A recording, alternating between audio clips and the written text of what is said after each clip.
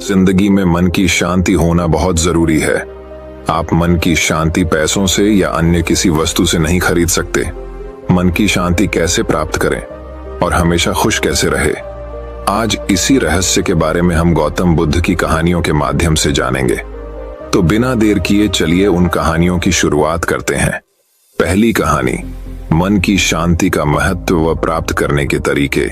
मन की शांति किसी भी मनुष्य के लिए एक अनमोल धन है। इसके बिना जीवन में सब कुछ बेकार है। अगर आपके मन में शांति नहीं होगी तो आप इस दुनिया की किसी भी चीज से प्रसन्न और आनंदित नहीं हो सकते, भले ही आपके पास कितना भी धन क्यों ना हो। वहीं अगर आपके पास मन की शांति है तो आप झोंपड़ी में भी प्रसन्नता के साथ रह सकते हैं। मन की शांति एक ऐसा अनमोल धन है जिसकी प्राप्ति के लिए मनुष्य को सदैव प्रयत्नशील रहना चाहिए और हमेशा इस मूल्यवान धन की रक्षा करनी चाहिए, क्योंकि एक बार आपका रुपया पैसा चला गया तो उतना नुकसान नहीं होगा जितना कि मन की शांति के चले जाने से होगा। ये एक ऐसा खजाना है जो आपको बढ़ा, भाग्यवान और ताकतवर बना देता है। मन की शांति को खरीदा नहीं जा सकता। मन की शांति अनमोल है। सच है कि पैसों से बहुत कुछ खरीदा जा सकता है, लेकिन संतोष और मन की शांति को पैसों से नहीं खरीद सकते। यह एक ऐसी चीज है जो हमें अपने अंदर विकसित और धारण करनी होती है। आज दुनिया में ऐसे लोगों की कमी नहीं जिनके पास अथाह संपत्ति है, पर फिर भी वे खुद को कंगाल समझते हैं क्योंकि उनके पास मन की शांति नहीं है। सफलता प्राप्त करने के लिए मन की शांति होना बहुत जरूरी है। एक अशांत और चिंतित मन से आप किसी बढ़िया परिणाम की उम्मीद नहीं कर सकते। अशांत मन किसी भी काम पर पूरा फोकस ठीक से नहीं कर पाता, जिससे कोई भी कार्य अपने सर्वश्रेष्ठ लक्ष्य को प्राप्त नहीं कर पाता। एक स्ट्रेसफुल और हैप्पी दोनों तरह के माइंड की स्थिति में किए गए कामों का अवलोकन करके देखिए। जो काम एक हैप्पी मूड से पूरी शांति के साथ किया जाता है उसकी क्वालिटी ही कुछ अलग होती है। पैसा कमाना और मन की शांति। पैसा कमाना बहुत जरूरी है, लेकिन कुछ लोग पैसा कमाने की दौड़-डीएच में इस तरह से लग जाते हैं कि वो अपनी लाइफ की दूसरी चीजों को खतरनाक तरीके से इग्नोर करने लगते हैं।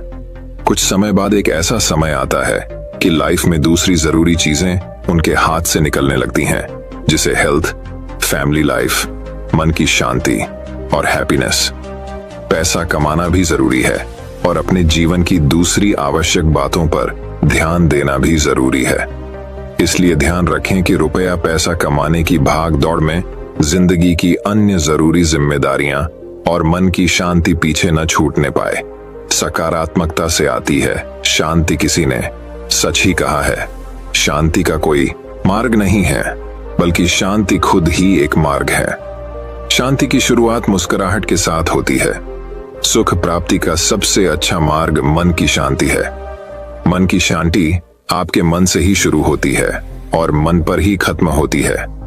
अगर आपकी लाइफ में शांति है तो आप संसार के सबसे सुखी व्यक्ति हैं। जीवन के प्रति सकारात्मकता और मन की शांति का आपस में गहरा संबंध है। एक सकारात्मक सोच रखने वाला व्यक्ति बढ़ी से बढ़ी मुसीबतों को भी आसानी से पार कर जाता है। मन को शांति रखने की कला आती है वो सच्चे अर्थों में एक बहुत ही चतुर इंसान है।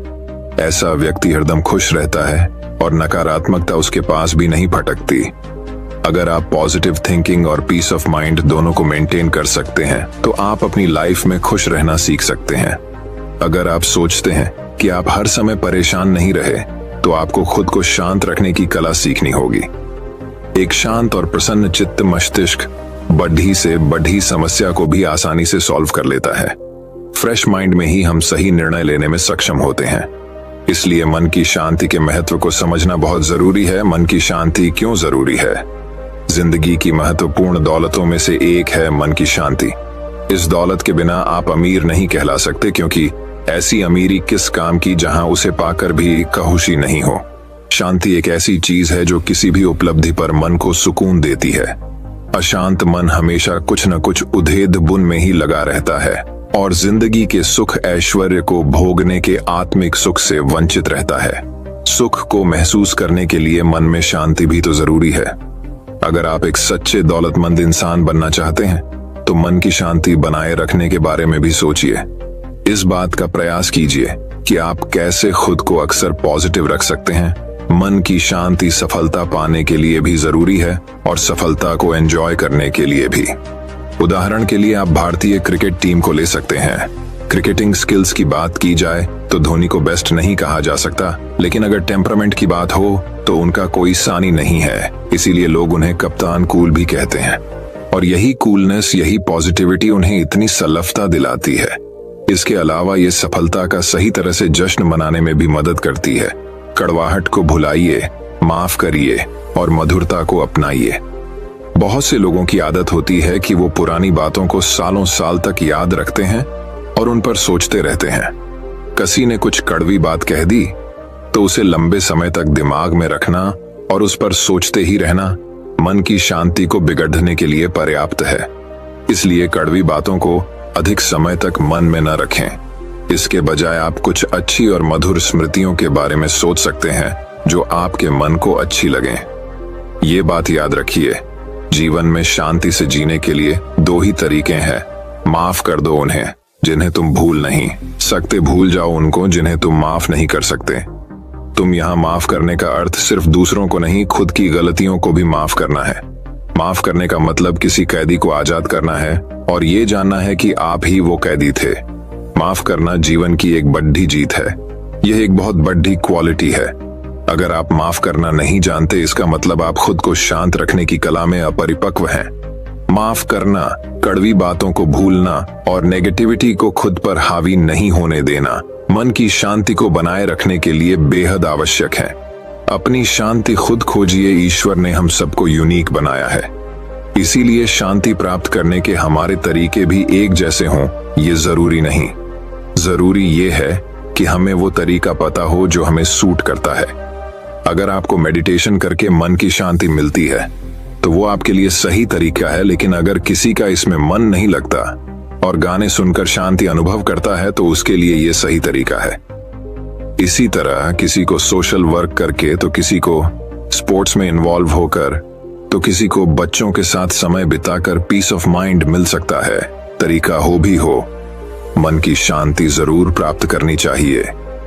मित्रों, मन की शांति एक बद्धा लक्ष्य है। चलिए हम सब मिलकर अपने अपने जीवन में इस लक्ष्य को प्राप्त करने का प्रयास करते हैं और इस जीवन को सार्थक बनाते हैं।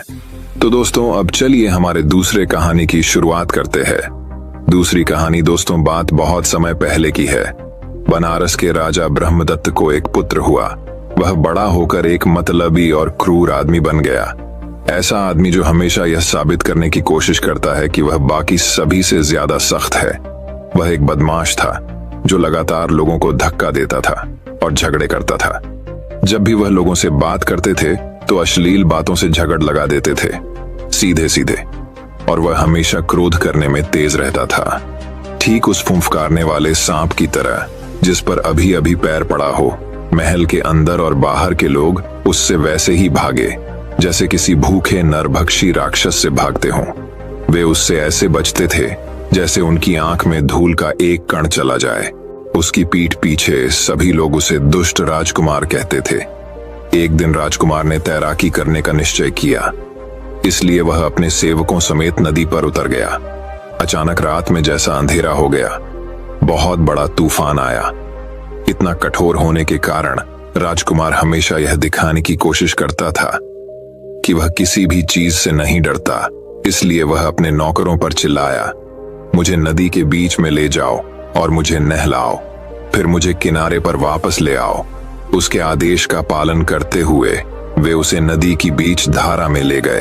फिर उन्होंने कहा, अब हमारे पास मौका है, हम यहाँ जो कुछ भी करेंगे राजा को कभी पता नहीं चलेगा। तो चलो दुष्ट राजकुमार को मार डालो, तुम बाढ़ में जाओ, किसी काम के लिए नहीं। इसके साथ ही उन्होंने उसे तूफानी उफनती नदी में फेंक दिया। जब वे वापस लौटे तो बाकी लोगों ने पूछा कि राजकुमार कहाँ है। उन्होंने उत्तर दिया, हमें नहीं पता। जैसे ही बारिश शुरू हुई वह हमसे अधिक तेजी से तैरकर वापस बनारस चला गया होगा। जब वे महल में लौटे तो राजा ने पूछा, मेरा बेटा कहाँ है? उन्होंने कहा, हमें नहीं पता महाराज। जब तूफान आया तो हमने सोचा कि वह हमसे पहले ही वापस चला गया। राजा ब्रह्मदत्त ने एक खोजी दल एकत्र किया और राजकुमार की तलाश शुरू कर दी। उन्होंने नदी के किनारे तक पूरे रास्ते सावधानी से खोजा, लेकिन वह नहीं मिला। ये क्या हुआ था? अंधेरे, हवा और बारिश में राजकुमार नदी की बाढ़ में बह गया था। सौभाग्य से वह एक तैरते हुए मृत पेड़ के तने को पकड़ने में सफल रहा। वह बेचैन होकर प्रिय जीवन को थामे रहा। जैसे जैसे वह बहता जा रहा था, वह सख्त आदमी डूबने से इतना डर रहा था कि वह भयभीत असहाय बच्चे की तरह रोने लगा। हुआ यूं कि कुछ समय पहले ही बनारस में एक बहुत अमीर आदमी की मृत्यु हो गई थी। उसने अपना खजाना नदी के किनारे, नदी के उसी किनारे पर गाड़ दिया था। उनके भाग्य में 40 मिलियन सोने के सिक्के थे। धन के प्रति उसकी कृपण लालसा के कारण उसका पुनर्जन्म एक नीच सांप के रूप में हुआ, जो अपने खजाने की रक्षा करते हुए भी अपने पेट के बल लौट रहा था। नदी के किनारे पास ही एक स्थान पर एक और अमीर कंजूस ने 30 मिलियन सोने के सिक्कों का खजाना दफन कर दिया था। इसी तरह धन के पीछे कंजूस होने के कारण उसका पुनर्जन्म पानी के चूहे के रूप में हुआ था। वह भी अपने गड़े हुए खजाने की रखवाली करने लगा। जब तूफान आया तो सांप और पानी का चूहा दोनों अपने बिलों से बाहर निकल आए और उफनती नदी में बह गए। डूबने के डर से वे दोनों डरे हुए रोते हुए राजकुमार को ले जा रहे उसी मृत लट्ठे को पकड़ने लगे। एक सिरे पर सांप चढ़ गया और दूसरे सिरे पर पानी वाला चूहा। वहां पास में ही कपास का एक ऊंचा पेड़ भी उगा हुआ था। उसमें एक युवा तोता बसेरा कर रहा था। जब तूफानी बाढ़ आई तो कपास के पेड़ की जड़ें बह गईं और वह पानी में गिर गया। जब उसने उड़ने की कोशिश की तो हवा और बारिश ने छोटे तोते को सांप, पानी के चूहे और दुष्ट राजकुमार के साथ उसी मृत लकड़ी पर गिरा दिया। अब लट्ठे पर 4 लोग थे जो नदी के एक मोड़ की ओर तैर रहे थे। पास ही एक छोटी सी कुटिया में एक साधु व्यक्ति नम्रता पूर्वक रहता था। वह बस बोधिसत्व, आत्मज्ञानी व्यक्ति बन गया। उनका जन्म काशी के एक धनी उच्च वर्गीय परिवार में हुआ था। जब वह बड़ा हुआ तो उसने अपनी सारी संपत्ति और पद त्याग दिया और नदी के किनारे अकेले रहने लगा। वह आधी रात थी जब उस पवित्र व्यक्ति ने दुष्ट राजकुमार की घबराहट भरी चीखें सुनी। उसने सोचा, यह एक भयभीत इंसान की तरह लगता है। मेरी दयालुता मुझे उसे अनदेखा नहीं करने देगी। मुझे उसे अवश्य बचाना चाहिए। वह नदी की ओर भागा और चिल्लाया, डरो मत, मैं तुम्हें बचा लूंगा। फिर वह तेज धार में कूद गया, लट्ठे को पकड़ लिया और अपनी बड़ी ताकत का इस्तेमाल करके उसे किनारे पर खींच लिया। उसने राजकुमार को नदी तट पर सुरक्षित कदम रखने में मदद की। सांप, पानी के चूहे और तोते को देखकर वह उन्हें और उस आदमी को अपनी आरामदायक छोटी झोपड़ी में ले गया। उसने खाना पकाने की आग जला दी। जानवरों की कमजोरी के बारे में सोचते हुए उसने धीरे से उन्हें आग से गर्म किया। जब वे गर्म और सूख गए तो उसने उन्हें अलग रख दिया।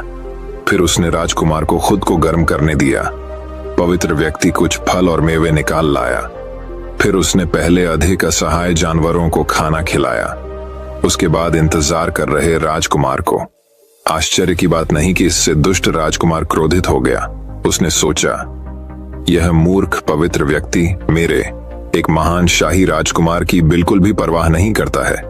इसके बजाय वह इन 3 मूक जानवरों को उच्च स्थान देता है। इस प्रकार सोचकर उसने सौम्य बोधिसत्व के प्रति प्रतिशोधपूर्ण घृणा उत्पन्न कर ली।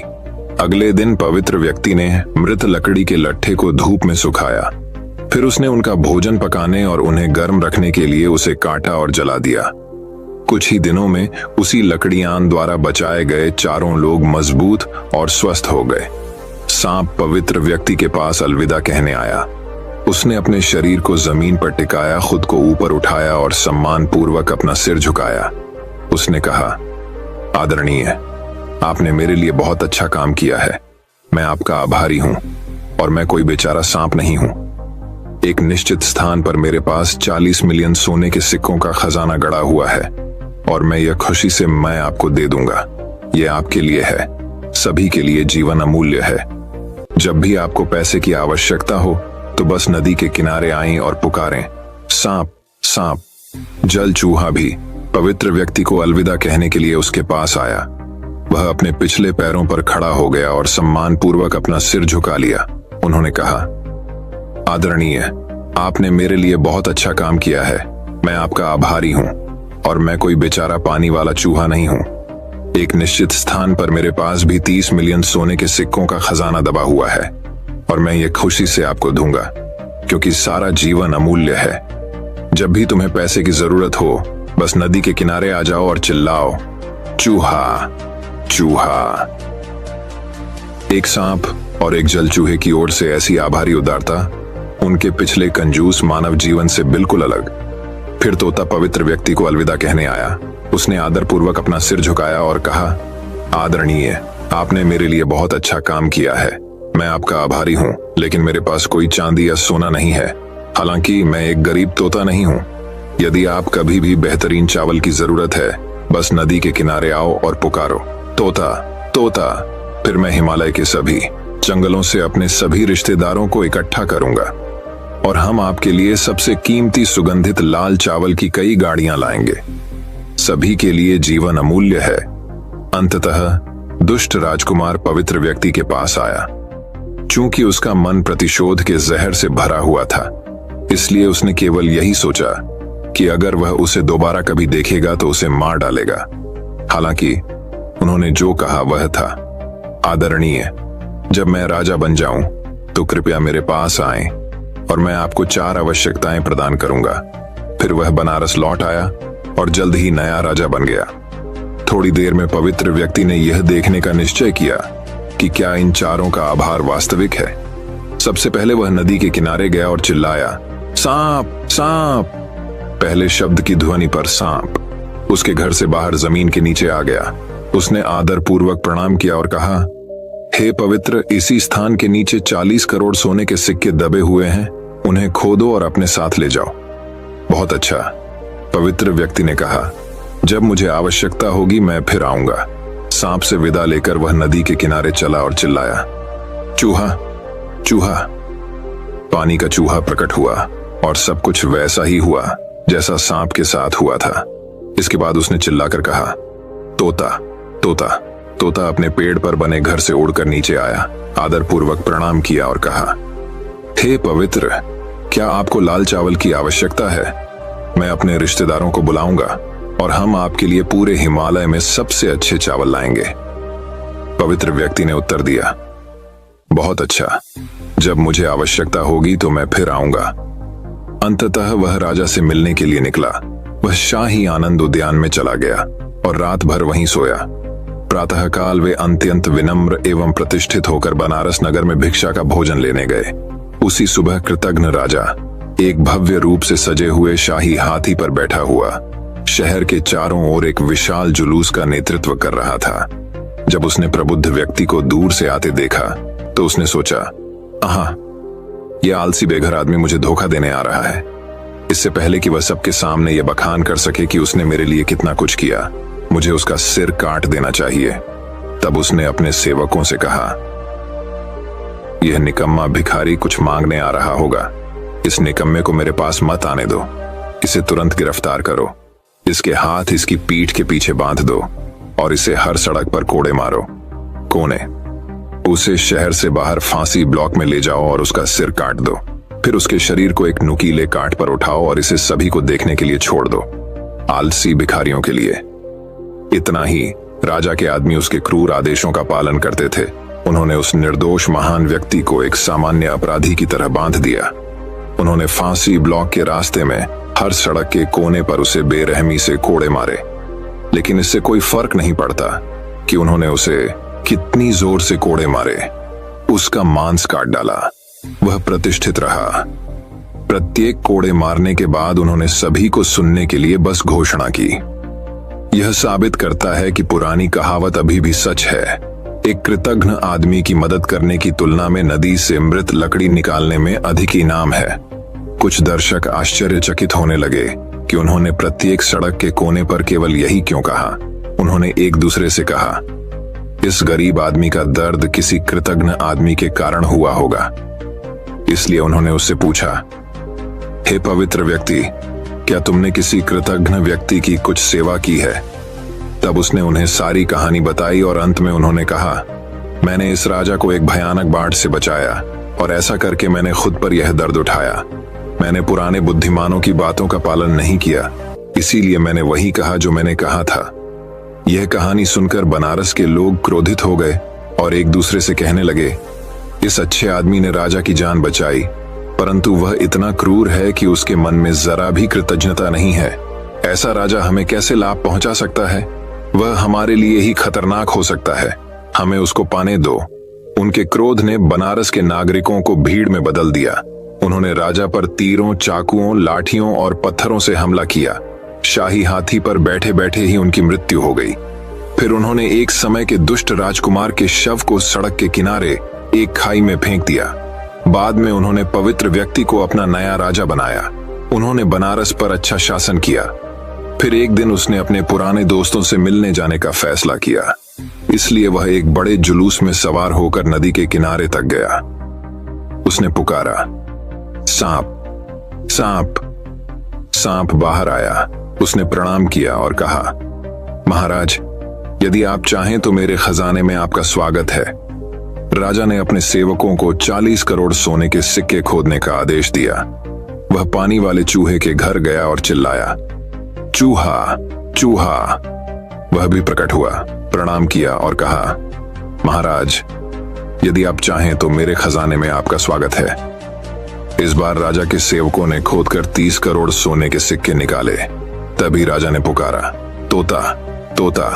तोता उड़कर राजा के पास गया, आदरपूर्वक प्रणाम किया और कहा, हे प्रभु, यदि आप चाहें तो मैं आपके लिए सबसे उत्तम लाल चावल इकट्ठा कर दूंगा। लेकिन पवित्र व्यक्ति, राजा ने कहा, अभी नहीं मेरे मित्र, जब चावल की आवश्यकता होगी तो मैं तुमसे मांग लूंगा।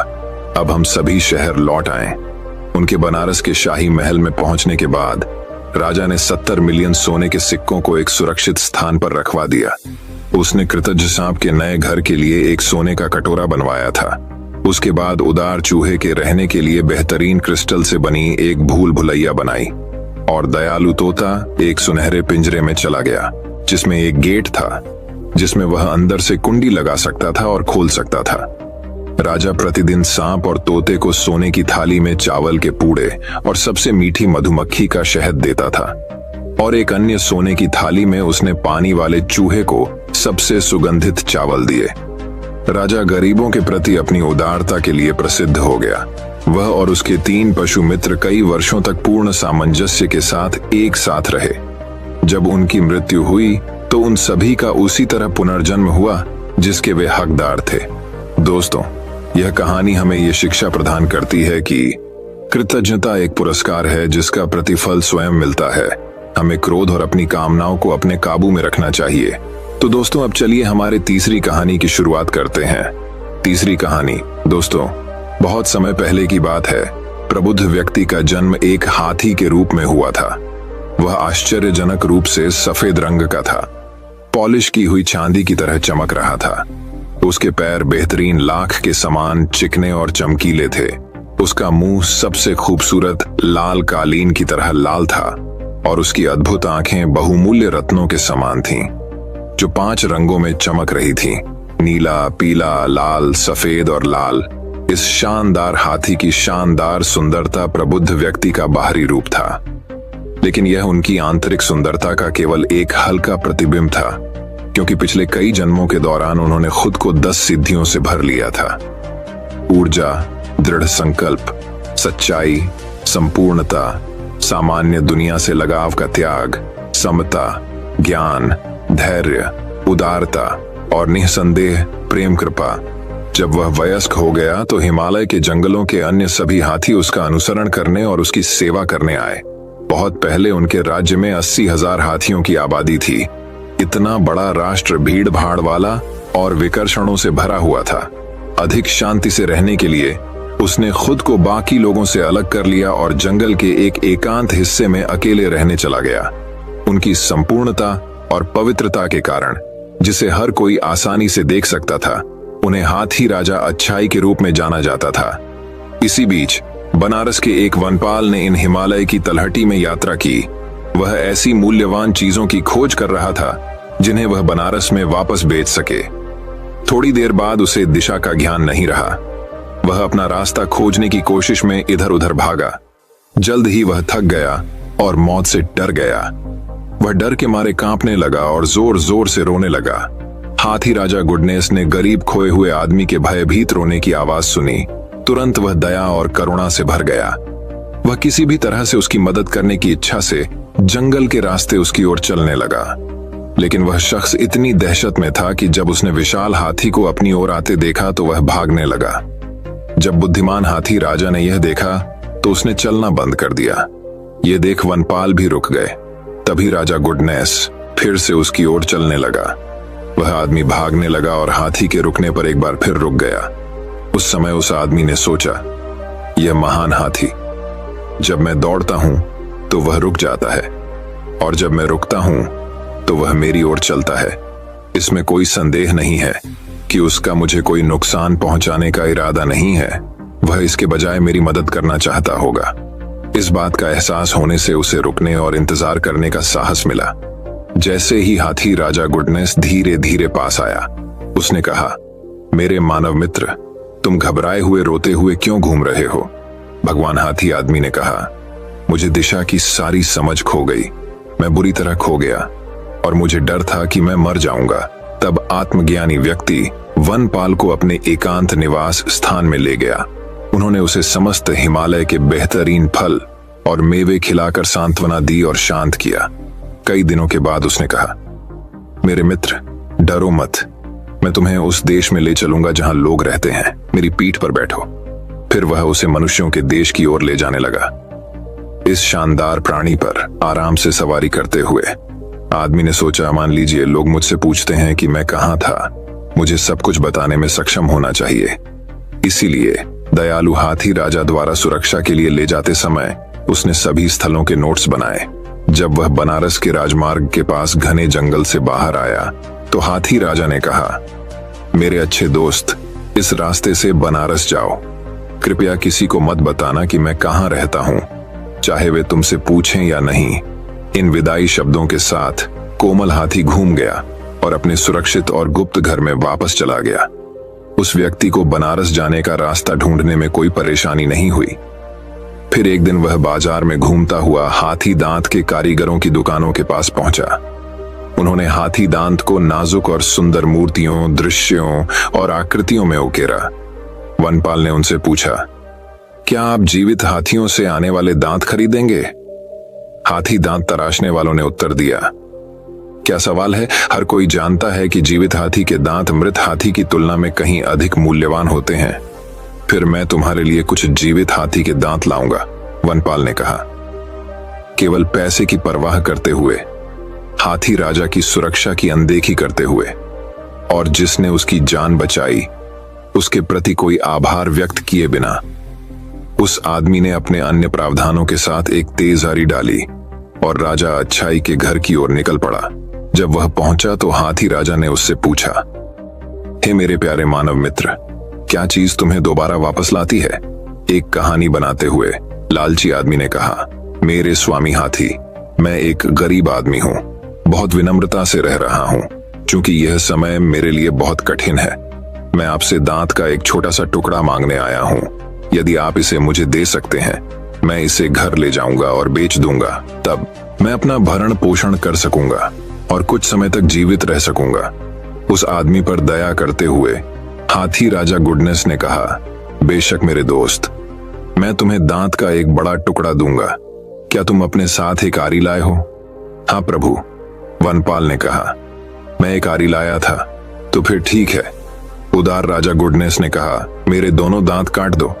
जैसे ही उसने यह कहा, हाथी अपने घुटनों पर झुक गया और अपने शानदार चांदी सफेद दांत सामने रख दिए। जरा भी अफसोस किए बिना उस आदमी ने दोनों दांतों से हाथी दांत के बड़े टुकड़े काट दिए।